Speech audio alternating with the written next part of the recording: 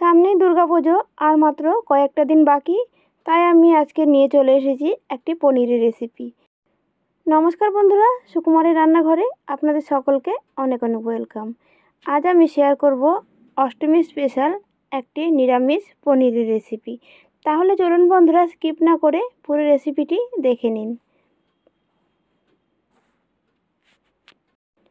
রেসিপিটি তৈরি করার জন্য আমি এখানে 250 গ্রাম পনির নিয়েছি। পনিরটা আগে জল দিয়ে ভালো করে ধুয়ে নিয়েছি। এবার একটু বড় বড় করে টুকরো করে কেটে নেব।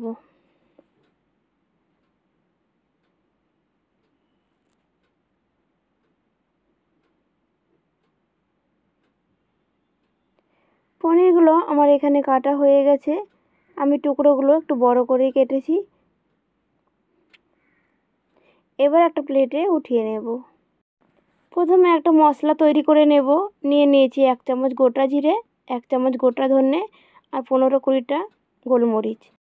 এই গোটা মশলাগুলোকে আমি শুকনো খোলায় ভেজে নেব।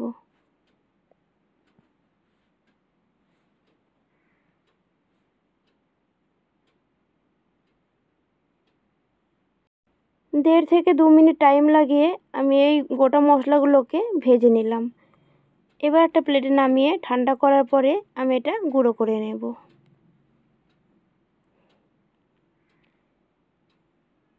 একটা মিক্সিং জার নিয়েছি, এর মধ্যে দিয়ে দিলাম টমেটো। বড় সাইজে 2টো টমেটো দিয়ে দিলাম। আর দিলাম 1 ইঞ্চি মতন আদা ছোট ছোট টুকরো করে দিয়ে দিলাম। 2টো কাঁচা লঙ্কা। আর দেবো আমি এখানে কাজু, 10-12টা কাজু দিয়ে দিলাম। আর 1.5 চামচ মতন পোস্ত আমি আগে জলে ভিজিয়ে রেখেছিলাম, সেটা দিয়ে দিলাম। এবার এর একটা মিহি পেস্ট তৈরি করে নেব। রান্নাটা শুরু করার জন্য আমি গ্যাসে দেখুন একটা ফ্রাই প্যান বসিয়ে দিয়েছি। তার মধ্যে দিয়ে দিলাম সাদা তেল। তেলটা ভালো করে গরম করে নিয়ে আমি সবার প্রথমে পনিরগুলো ভেজে নেব। গ্যাসের আঁচটা কমিয়ে পনিরগুলো ভেজে নেব। সবগুলো পনির দিয়ে দিলাম। এবার এক পিঠ হালকা লালচে হয়ে গেছে পনিরগুলো। এবার আমি উল্টিয়ে দিলাম। উল্টিয়ে পাল্টে পনিরগুলো লালচে করে ভেজে নেব।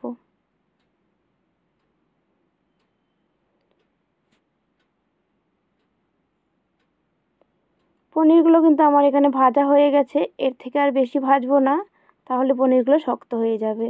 এবার দেখুন পনিরগুলো আমি একটা প্লেটে উঠিয়ে নিচ্ছি।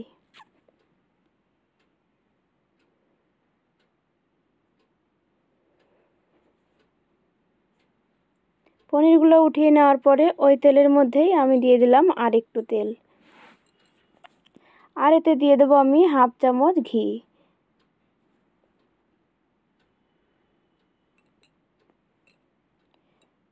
ঘিটা গলে যাওয়ার পরে যখন তেলটা একটু গরম হয়ে গেছে, তখন দিয়ে দেবো আমি এর মধ্যে ফোড়ন। দিয়ে দিলাম আমি এখানে 2টো দারচিনির টুকরো। আর দিয়ে দেবো 4টে ছোট এলাচ। এবার আমি দিয়ে দিলাম 1/2 চামচের থেকেও একটু কম শাহি জিরা। এবার ফোড়নটা ভালো করে ভেজে নেব। ফোড়ন থেকে যখন একটা মিষ্টি সুগন্ধ বেরোতে শুরু করবে, তখন আমি আগে থেকে বেটে রাখা টমেটো, পোস্ত, কাঁচা লঙ্কা আর আদা ওই পেস্টটা দিয়ে দিলাম। এবার খুব ভালোভাবে কষিয়ে নেব।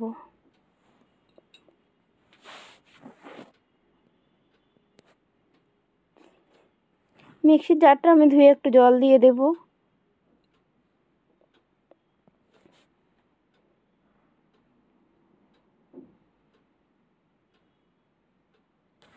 মশলা যে এক্সট্রা জলটা ছিল ওইটা কিন্তু শুকিয়ে গেছে।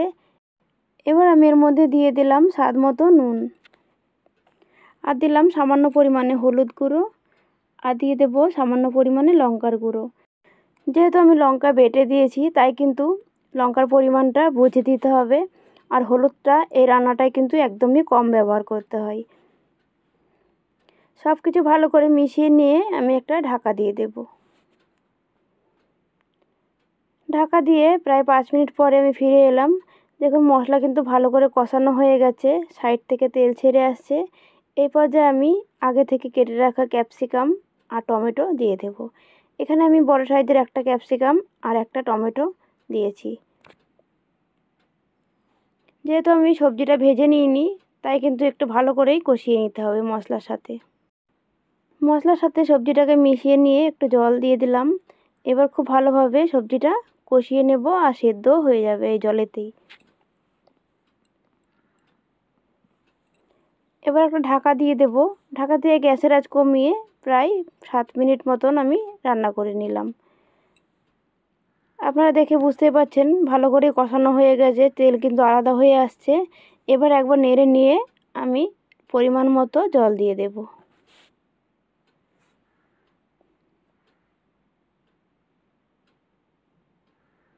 ভালো করে নাড়াচাড়া করে নিলাম। সবজিটা ভালো করে কষানো হয়ে গেছে আর অনেকটা সেদ্ধ হয়ে গেছে।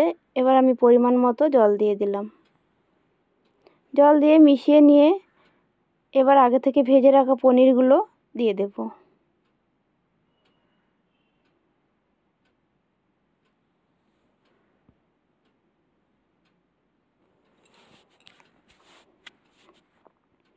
পনিরগুলো ঝোলের সাথে ভালো করে মিশিয়ে দিলাম। এবার আগে ভেজে রেখেছিলাম ওই মশলাটা আমি গুঁড়ো করে নিয়েছি, ওইটা 1 চামচ দিয়ে দিলাম। এবার দিয়ে দেব কাঁচা লঙ্কা চেরা। 2-3টে আমি কাঁচা লঙ্কা চিড়ে দিয়ে দিলাম। আবার আমি ঢেকে দেব প্রায় 5 মিনিটের মতন। গ্যাসের আঁচ মিডিয়ামে রেখে 5 মিনিট আমি ভালো করে ফুটিয়ে নিয়েছি সবজিটা। এবার এতে আমি সামান্য পরিমাণে কস্তুরি মেথি দিয়ে দিলাম। রান্নাটা প্রায় আমার শেষের দিকে। সব শেষে আমি দিয়ে দেব এখানে ফ্রেশ ক্রিম। আমি এখানে 1.5 চামচ মতন ফ্রেশ ক্রিম দিয়ে দিলাম। এবার খুব ভালো করে একবার মিশিয়ে নিলেই নিরামিষ পনির রেসিপিটি আমার রেডি হয়ে যাবে। সব কিছু মিশিয়ে নিয়ে স্ট্যান্ডিং টাইমের জন্য আমি ঢাকা দিয়ে রাখবো আরও 10 মিনিট মতন। গ্যাসটা অফ করে দিয়েছি। প্রায় 10 মিনিট পরে আমি ঢাকাটা তুলে নিলাম। এবার আমি নামিয়ে নেব। বন্ধুরা, আজকে আমার রেসিপিটি কেমন লাগলো অবশ্যই কমেন্টে জানাবেন। আর আপনারাও অষ্টমীতে লুচি, পরোটা বা ভাত, ফ্রাইড রাইস যে কোনো কিছুর সাথে কিন্তু এই রেসিপিটি খুব সুন্দর লাগবে। বন্ধুরা, আজকের জন্য এটুকুই। আবার আসবো অন্য কোনো দিন অন্য কোনো রেসিপি নিয়ে। ততক্ষণ আপনারা সকলে ভালো থাকবেন। ধন্যবাদ।